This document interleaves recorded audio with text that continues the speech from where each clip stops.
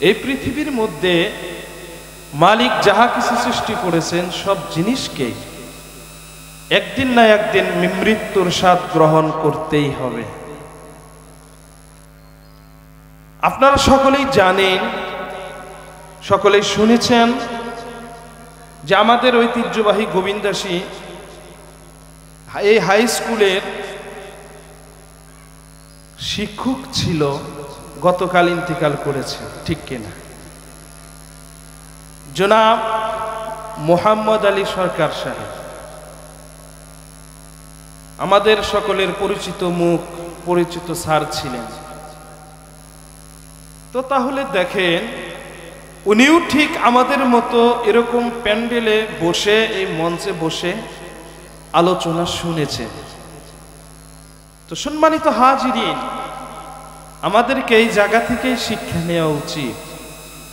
যেভাবে স্যার আমাদেরকে ছেড়ে শত শত ছাত্র ছাত্রী রেখে ইন্তেকাল করে অন্ধকার কবরে চলে গেছে, ঠিক স্যারের মতো আমাদেরকেও ওই অন্ধকার কবরে যেতে হবে। আপনি আর আমি যেইখানেই পলায়ন করি না কেন, যেইখানেই পলায়ন করব, ওইখান থেকে মালাকুল মাউত হযরত আজরাইল আপনার জান আর আমার জানটা কবজ করে ফেলে। হাজিরিন, মেরে মোহতারাম ভাই বুজুর্গ, আল্লাহ পাক রব্বুল আলামিনের পবিত্র কালামুল্লাহ থেকে সকলের পরিচিত একটি আয়াত তেলাওয়াত করেছি, কুল্লু নাফসিন যায়িকাতুল মাউত। এই পৃথিবীর মধ্যে মালিক যাহা কিছু সৃষ্টি করেছেন সব জিনিসকে একদিন না একদিন মৃত্যুর স্বাদ গ্রহণ করতেই হবে। আপনারা সকলেই জানেন, সকলেই শুনেছেন যে আমাদের ঐতিহ্যবাহী গোবিন্দাসী এই হাই স্কুলের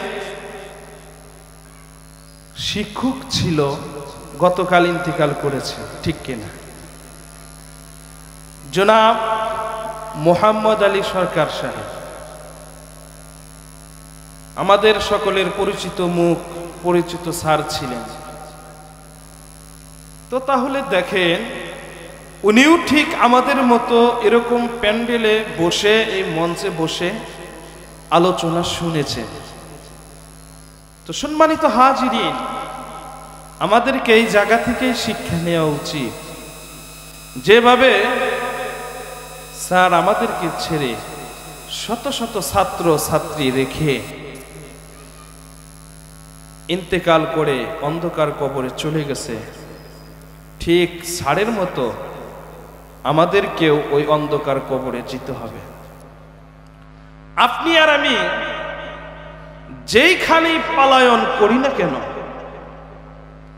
যেইখানেই পলায়ন করব, ওইখান থেকে মালাকুল মাউত হযরত আজরাইল আপনার জান আর আমার জানটা কবজ করে ফেলে।